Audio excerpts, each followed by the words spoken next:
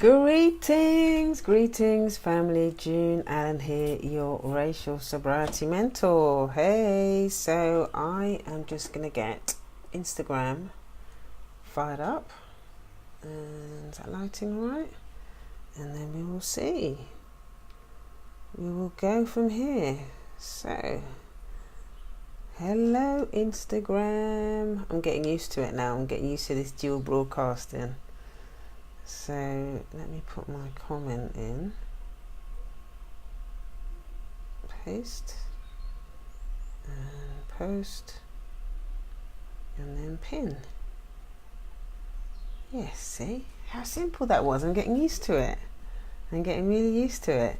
So, greetings everybody. June Allen here, your racial sobriety mentor from juneallen.net, and I teach black women how to heal from the impact of racism with racial sobriety and personal empowerment. So, good afternoon, good evening, wherever you're joining me on the planet. It's good to see you. It's good to have you here. And today's topic is all about racial anxiety. What is it? What you can do about it? Do you have it? Do you know what it is? Yeah, I'm going to go into it obviously in a lot more detail later, but before I do that, I want to do a bit of housekeeping.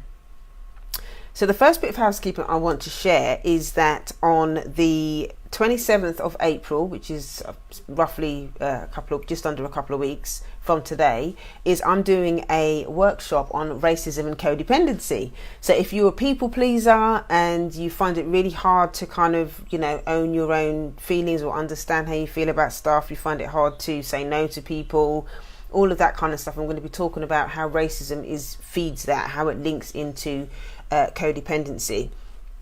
Hi, thanks for joining.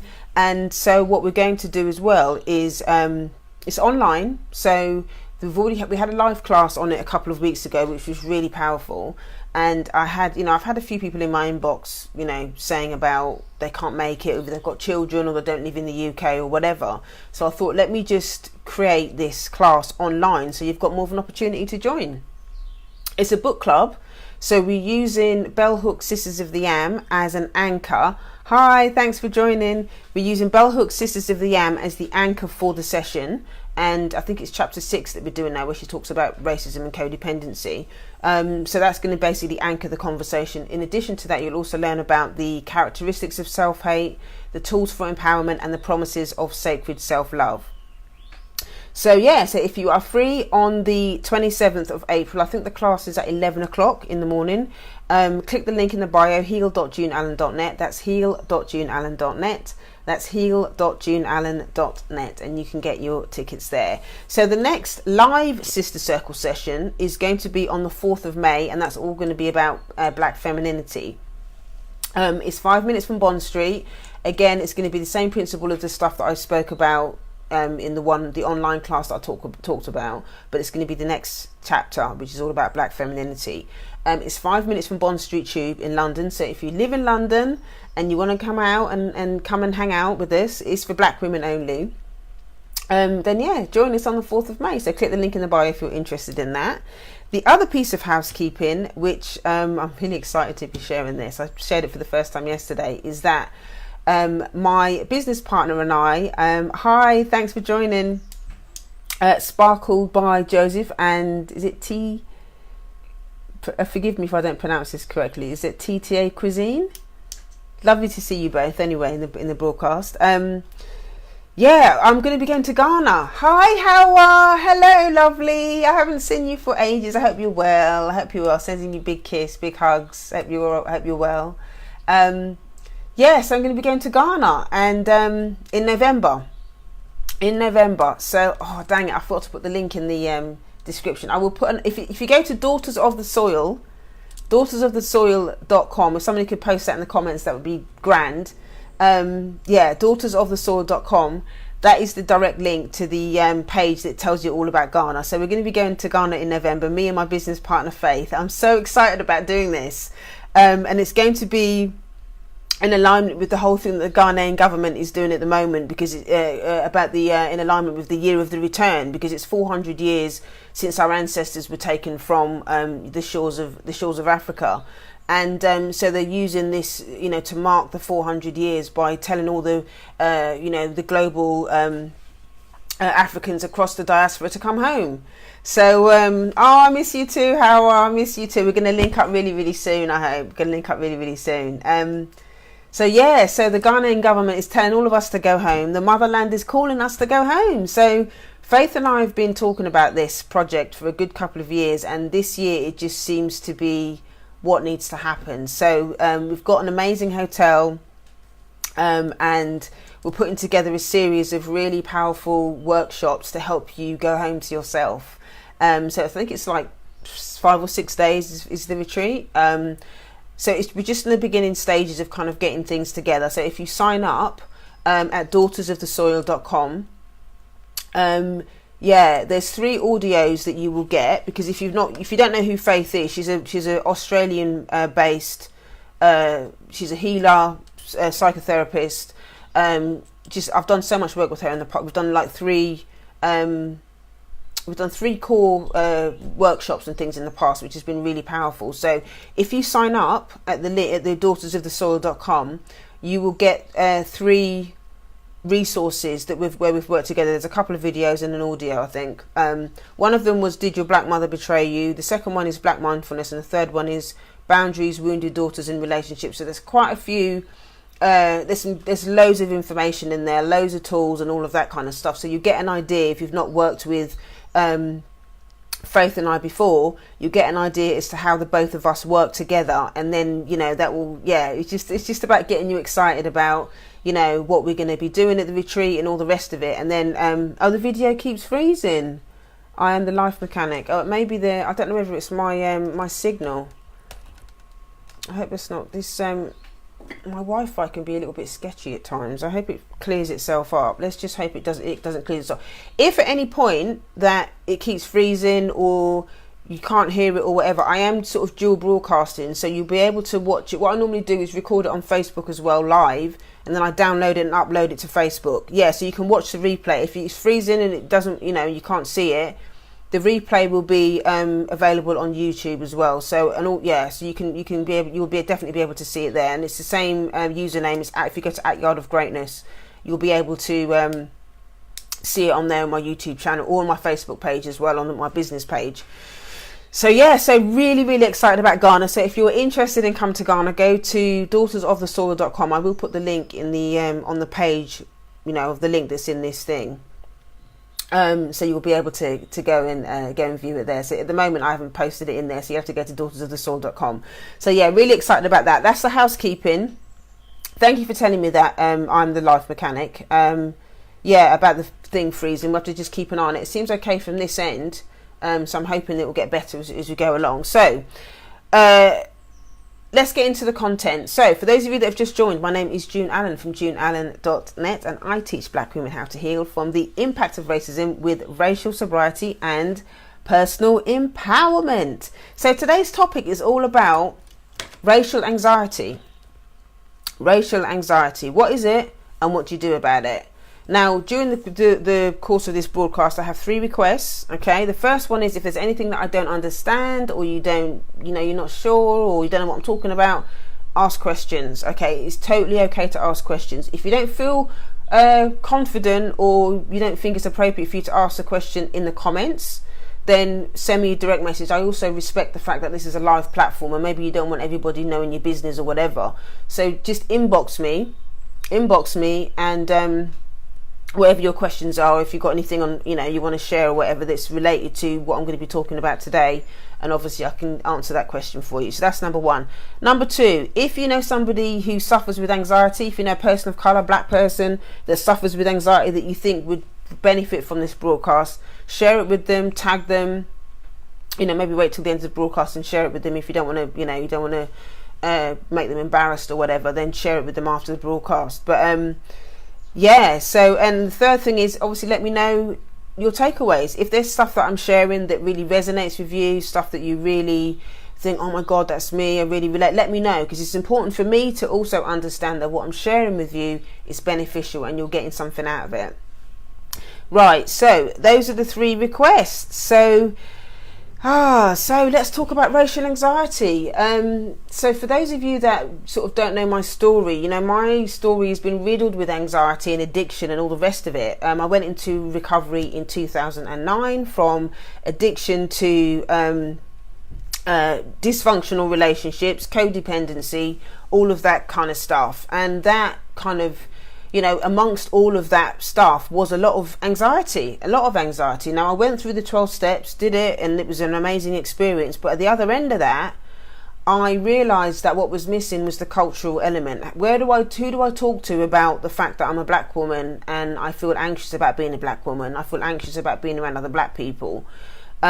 Because of the relationships that I'd had, you know, in my family and stuff like that, the trauma that I'd experienced in my family, and also living under the system of racism, going to racist institutions and whatnot, generated a lot of anger. Who do I take all of that stuff to?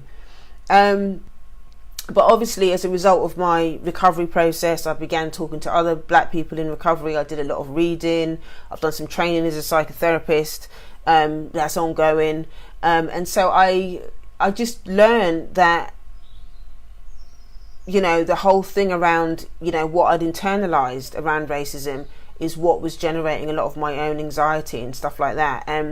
So yeah, I mean, over a certain amount of time, I was able to start to get more confident about what I was doing. I've learned tools and stuff to be able to process my pain, my anxiety, my worries, and all of that stuff, the past stuff, and just understanding what it means to really be a black woman and live under the system of racism and still be able to function and do what I need to do. And the more I shared about this stuff with other black people, the more people kept saying to me, oh, that was really helpful, or I feel really heard, or I feel relieved, you know. And I just thought, wow, I need to start sharing this stuff a lot more often. I need to start, you know, sharing about it more publicly. So, you know, this platform was kind of, you know, I gave birth to this platform as a result of my own struggles that I went through, and I just started sharing it a lot more honestly. So that's kind of, you know, my story kind of tailored to today's topic, if you will.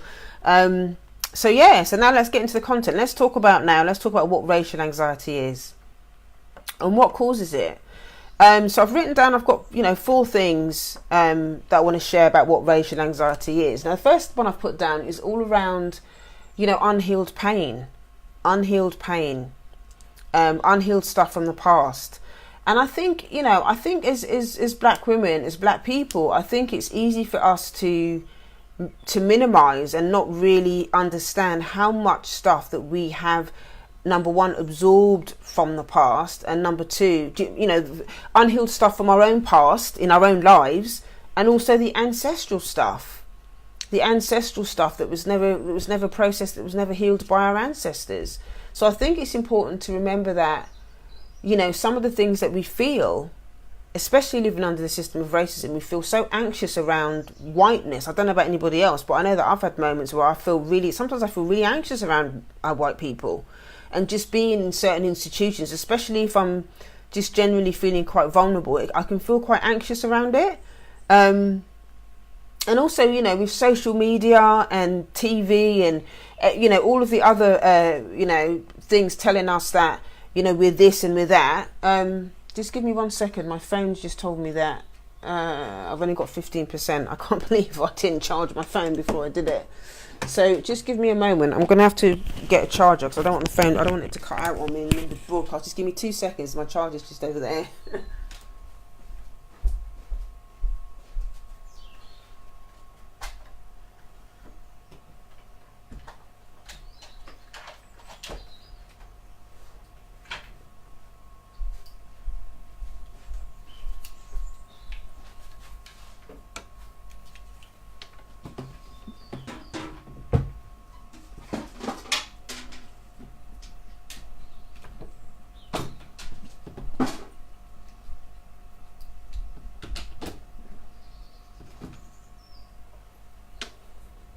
Okay, let's get that sorted out. Note to self, charge phone before I do live stream. Hopefully that is going to be okay now. Right, so Yeah, so living under the system of racism, apologies for that. Yeah, it's going to cause a certain amount of anxiety. If you think about our ancestors and what it must have been like for them, living under living on a plantation or whatever, having to deal with this constant stress of being harmed or, all of that kind of stuff. That anxiety, that way of being, that energy doesn't get discharged. So I think it's important to remember that there's a lot of that stuff that's been passed down to us, the anxiety just being ourselves, the anxiety around all of that stuff. So when that stuff is unhealed as well, it's gonna be that stuff is gonna be in our tissues, in our DNA, so it's important to remember that is something to think about anyway when in terms of anxiety. So trying to be mindful of the anxiety that you may feel around your own life and what possibly could have been passed down. It's important to take that into consideration as well. So the second reason why racial anxiety is why we experience it is feelings of powerlessness. Feelings of powerlessness under the system of racism. Powerlessness is all about the unpredictability of racism, the chaotic nature of racism, and it's like having the anticipation about the fear of how people that practice white supremacy, how they're going to behave. Not just we're not just talking about the external system of racism, but also how people are going to behave within our communities that practice self-hate, that are enabling the system. So that can be quite. It's no surprise that a lot of us, so many of us, have anxiety because we're having to deal with it externally and also within our families, especially if we don't, if we haven't got good boundaries within our families around this stuff, and if we're still in regular contact with people that haven't got, that aren't committed to their own healing or whatever. So you're going to feel anxious around, the people that are close to us if they're not doing the work. So it's important to really think about those things as well. The whole thing around feeling powerlessness under the system of racism and kind of wondering, how to kind of deal with the chaoticness of it. It's really important. Hi, Connie. Hi. I haven't forgotten your email. I'm going to do it when I get off this broadcast. It's been a bit chaotic today. But anyway. So just kind of being really conscious of the feelings of powerlessness under the system of racism is really important, and it's going to contribute to that. I am going to give you some tools and stuff as well at the end, in a minute. I'm not just going to give you all the reasons why you're anxious and then go bye. We'll actually give you some tools as well. So we've got a comment here. So Howard's saying, let's have a look. So when they say ignorance is bliss, they weren't lying. The more I've learned about racism and its layers, the more anxious I become, still learning how to deal with. I can't read the rest of it. It's not letting me read the rest of it for some reason. But and I totally understand that, Howard. I really understand that, because when you're ignorant of it, you're not really aware of how racism operates and how the system acts out and stuff like that. It's really difficult. It's easier to kind of just go about your business because you're just you're just numb to it. You're just numb to it. You just you're not really mindful of what's going on around you. But the more you learn and the more you understand, in a way, it's kind of, you feel more unsafe. You feel more unsafe and you feel more anxious because you now are aware of, the deception, the gaslighting, the way the crazy making behaviour of white supremacy, which is all the more reason why it's important to have safe space. It's important to have a safe space to be able to process a lot of this stuff, i.e. therapist, recovery meetings, the book club. That's one of the reasons why I do the book club. And I keep hearing this conversation over and over again about people feeling unsafe. A lot of people don't want to go into a recovery meeting because recovery is very white middle class, so they don't feel safe going into a recovery meeting. Obviously they can go and see their therapist as well. That's helpful, but there aren't a lot of black spaces where you can go to where people feel safe, and also even because of their own family trauma as well, going into black spaces can be quite traumatic for people, which is why one of the reasons why I do the book club, the sister circle, is because I've taken, the recovery framework and created it as a space for us. So we still have the same boundaries around, not speaking when somebody else is speaking, and just respecting that what somebody says is true for them, and not interrupting other sisters when they're speaking, and all of that kind of stuff. Because it's important that we feel safe, that the people that come to the sister circle feel really safe, and to share their truth, and that we respect each other. And that actually builds up quite a lot of trust. So, the whole thing around feelings of powerlessness and stuff around, racism and especially what Howard was saying as well about, the more you learn, the more anxious you become. It is important to have a support system in place to be able to process that stuff, because the anxiety is there. And the more you kind of don't deal with it, that if you don't deal with it on a regular basis, then it builds up, and then the anxiety, it kind of feeds the anxiety even more. So it is important. So thanks for sharing that, Howard. And that really is important to remember that, to say that, because in some respects you may think that, oh well, I'm learning more, so therefore I can deal with it, but sometimes it has the opposite effect. It can make you feel more isolated in some respects, which is why it's important that while you're doing this work is to have a support network. And it's also the reason why when I see clients or or I do the book club or whatever, it's so important to have the aftercare as well, so Connie's saying that's one of the reasons I didn't go the traditional way of recovery, not seeing a face I can relate to. Absolutely.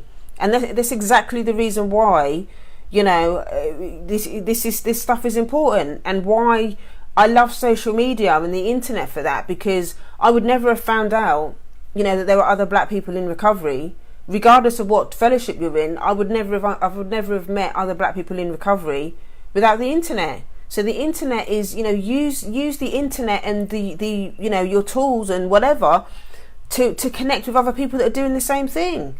I think it is so important for us as black people to find whatever niche you choose to do this healing work.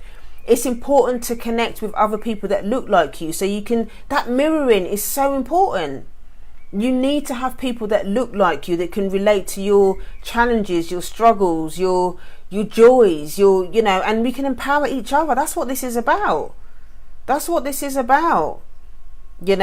some point, Connie's just released a book, about her journey as well in recovery. And at some point, me and Connie are going to get together and do something. We have to do a podcast or a live stream or something, so we can talk. And it's just saying, it's also the reason why I've come forth. Other black women need to hear our faces. It's key. Absolutely. I mean, Connie, if you can drop the link in the comments for your book. Drop the link in the comments for your book, so anybody else that watches this broadcast can actually, they can get in contact with you about it. And I think yours is alcohol, I think, isn't it? So yeah, drop the link in there. It's important. That's how it works. We have to network and talk to each other, talk about each other's experiences. It is so important.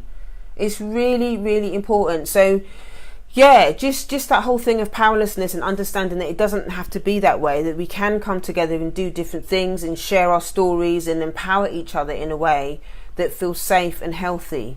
The third reason that causes anxiety is the whole thing about shame anxiety. I was reading quite a bit of stuff about shame anxiety today, and I think as black people we don't want to say that word. We don't want to talk about shame. We don't want to talk about shame because it's shameful to talk about shame. But I think if we're really going to, really dig in, we're going to really dig in around this healing work, we have to have the conversation around shame. And racism feeds on shame. Racism feeds on shame. Racism feeds because we don't want to talk about it, because we don't understand it, because we're scared of, it triggers that whole feeling of, I'm not good enough. Shame is about not that you've made a mistake, that you are a mistake.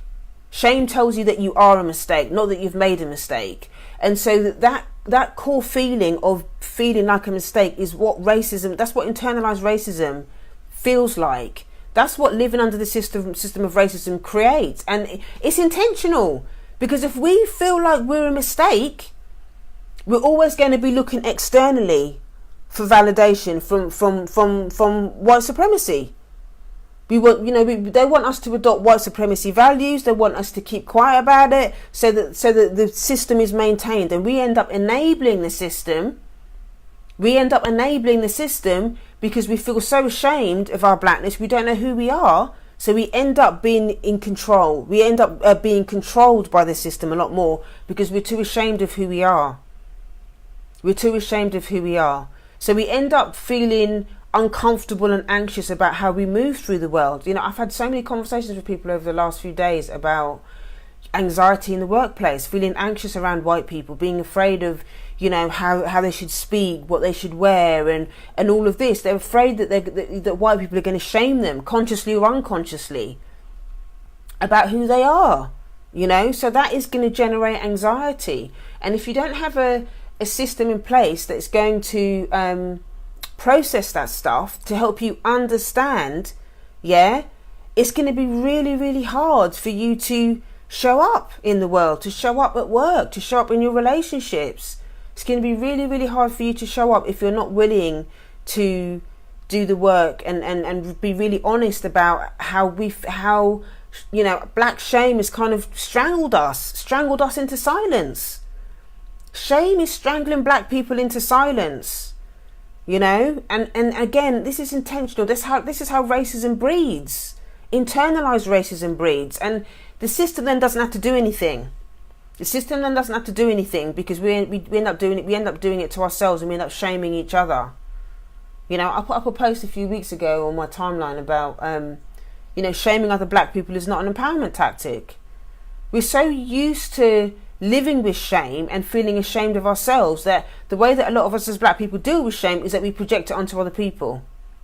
We project it onto people that look like us because we can't hold our own shame. We don't understand our own shame. We're not processing our own shame. So I'm going to shame that black person over there because they're too dark, or their hair is like this, or they're that size, or they're that gender, or they're that sexuality, or whatever it is. We don't have a relationship with our own identity, and we feel so ashamed of ourselves that we just vomit up all of that toxic shame onto other people. That's how we stay enslaved. That's how we stay enslaved, and then it builds and the more anxiety we have, the more shame we feel. It just gets recycled in. It just gets recycled, and it's white supremacy on autopilot. That's what it is. Becomes white supremacy on autopilot because we're so anxious and we're so tired and we're so ashamed that it's perfect breeding ground for racism to control who we are, to control everything that we do. And they don't have to do anything because we're doing it to ourselves. We're doing it to ourselves, and that's not to victim. I'm not victim blaming. I'm just saying that we can't live under the system of racism and not expect to absorb a lot of that stuff, and expect to absorb a lot of that stuff. How was saying I beat myself up inside for not saying anything. We all do that, Hawa, because it's hard. It's hard, especially when you don't have a support network, and you're not being consistent with it. It's hard to show up and do these things because the system of racism is so powerful. But it's important, Hawa, for you not to be hard on yourself around that stuff. It's important to be compassionate because you don't forget this stuff has been going on for centuries. This stuff has been going on for centuries, and a lot of the anxiety and stuff that we feel, like I was saying, in the beginning, a lot of that stuff is anxiety that doesn't even belong to us. It belongs to our ancestors, and it's just been passed down through the generations, and we're carrying it. We're carrying it, but we have an opportunity now to start to process this stuff and to release it so that we can be free from it. But it's going to take time and it's going to take patience, and it takes us, being committed to some sort of racial, empowerment program, a healing process that's going to help us to move the energy through our bodies. And that's the last thing that I'm saying is creating anxiety. It's kind of what I've been saying for the last sort of 10-15 minutes is, the anxiety is around just feeling unsafe in our black bodies because, I say to I saw a quote from Angela Davis a couple of weeks ago, and she talks about, you know, unless your skin is black, you ain't going to understand. You know, blackness is the trigger. When blackness is the trigger, okay, in society or within our dysfunctional families or our communities or whatever it is, it's really hard to stay grounded inside our black bodies. When our blackness is the trigger, it's hard to stay grounded inside our black body. So anxiety can be created just from living inside a black body, because everybody around us is telling us that our blackness is this and it's that, and we're a constant target. We're constantly targeted for other people's dysfunction for whatever reason, you know. So feeling unsafe in our black bodies is something that is going to generate anxiety. Anxiety is your body's way of saying to you that I feel unsafe. That's what anxiety is for a lot of us as black people. It's our body, our emotions telling us that I feel unsafe. I feel unsafe. And if we're constantly the target of, you know, people's unconscious and conscious dysfunctional behavior, it makes sense that we're going to feel a type of way. We're going to feel anxious inside our bodies. So what do we do about it? What do we do about racial anxiety? What can we do? The first thing that I would say to you is you have to stay committed to being focused on what you can change and not what you can't. When you focus on, oh well, if that person stops that behavior, I won't feel anxious. It's gonna create more anxiety, and it's just gonna feed insanity. It's just gonna feed insanity. Somebody else's behavior. Trying to change somebody else's behavior is not going to stop your anxiety, because then your healing is required. Your healing is dependent on somebody else's behavior. You know, and this is some of the key things that we learn in recovery, that you know you can't change other people. You can't change other people. If other people are going to act out and behave in a way that's dysfunctional and whatever, you have no control over how that person is going to behave. You can only change your response to it. You can change your response to it by how you treat yourself. You can change your response to it by being honest about the impact of what that person's behavior does. You can take responsibility for how you react to that person through setting boundaries and stuff like that. Sometimes boundaries creates more anxiety, but if you're doing it in a support network with other people, you know, the anxiety is going to be less, because you're going to feel held. This is why I can't stress how important it is to have a support network. To have a support network of people. We can't do this stuff by ourselves. A lot of us feel isolated around doing this work because it is hard, and there's, you know, maybe we feel ashamed to kind of admit to other black people or other sisters or whatever that we feel vulnerable around doing this work, and it does make you feel vulnerable. And sometimes that vulnerability is hard because a lot of times, you know, the people that hurt us are people that look like us. It's not just what's going on externally under the system of racism. It's about family members that have abused us that look like us. So in that sense, it makes it harder for us to heal with other people that look like us. So it's important to be clear around feeling safe. You've got to feel safe. You know, you've got to go into spaces that feel that are boundaried, that are compassionate. You know, this is what, like I was saying before about, you know, the group, the sister circle group that I've done. It was important to create those boundaries in that space so that people can begin to feel safe. You know, and that's another reason why I do a lot of these live streams, because at the end of the day, it's important for me to build a relationship with people. You know, and if you've got a business as well, especially if your business is geared towards other black people, you've got to learn how to build relationships with people, because people are traumatized by a lot of black people are traumatized by other black people. You know, how I was saying, sometimes healing means being the black sheep of a family. 100% how, and that in of itself can create anxiety. Being the black sheep of the family, or you know, being the one that's being ostracized out of the family, you know, is going to create intense stress. I've been there. I've done it. I've set boundaries around family members, and I had no contact with my family for a period of like 4 years. I wasn't in contact with my family because I needed to do the healing work, because I was just triggered. But we can't do this stuff alone, and it's important to start building relationships. And in order to do the healing work, it's about you got to be willing to take risks. You got to be willing to I'm not saying that you've got to make yourself unsafe, but you've got to be willing to take risks to a certain extent. And what I mean by that is, in order to learn how to trust someone, you've got to risk trusting someone, if that makes sense.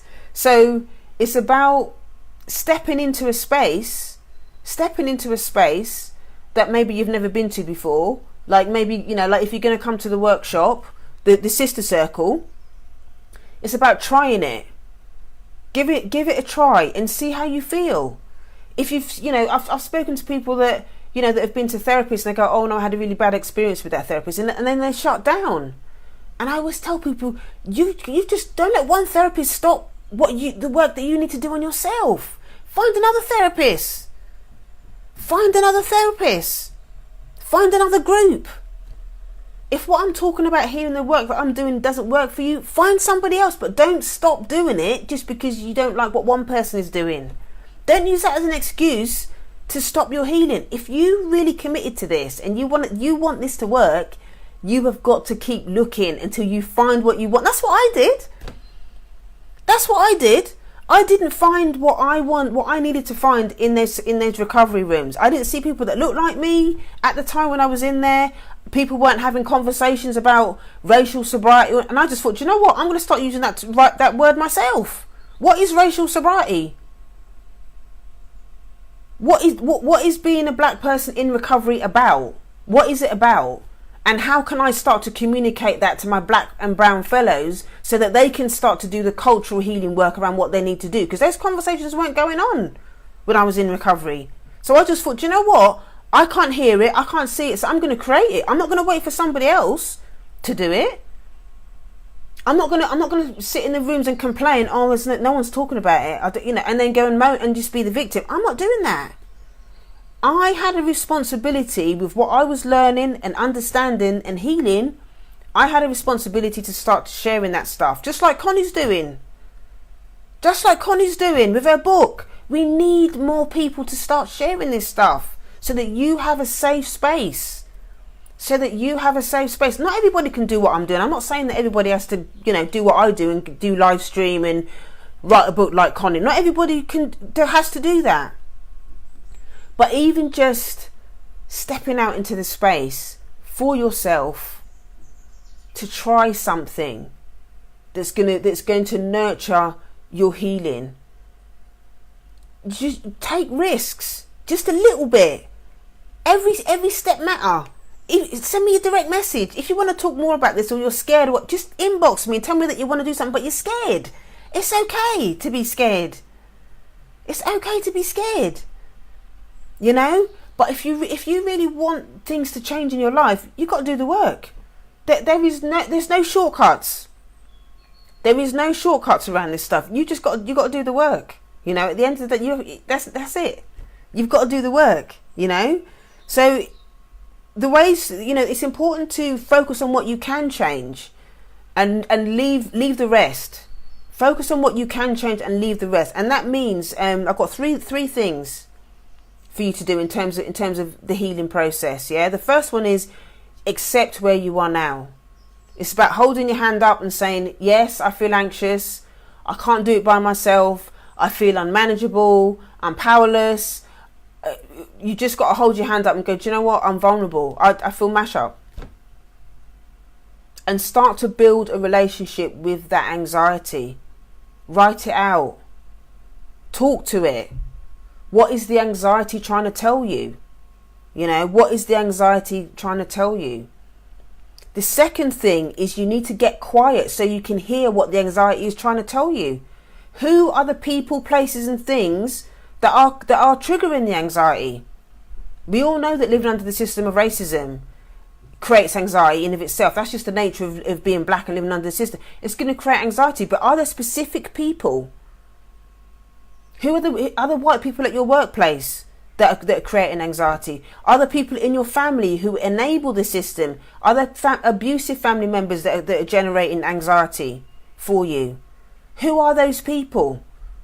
Are there certain areas, certain places? Maybe you have to. There are places in your workspace where it's all white. It's all white people. If I go to, if I go to a recovery meeting or whatever, sometimes if I'm feeling vulnerable or whatever, I don't want to sit in a meeting that's full up of white people. I feel anxious because then I feel like I can't share my truth. I feel like I can't share my truth. That's if there's white people watching, that's my truth. At the end of the day, it's hard to be in those spaces sometimes when it's all white people. Because because it's not that you think that somebody's going to jump on you or anything like that, but it's because racism is unconscious. A lot of racism is unconscious. It's not the people that are going to club you over the head with a chair or something like that. No, it's not that. It's just the unpredictability and the unconscious stuff that goes on with racism. That's what creates the anxiety.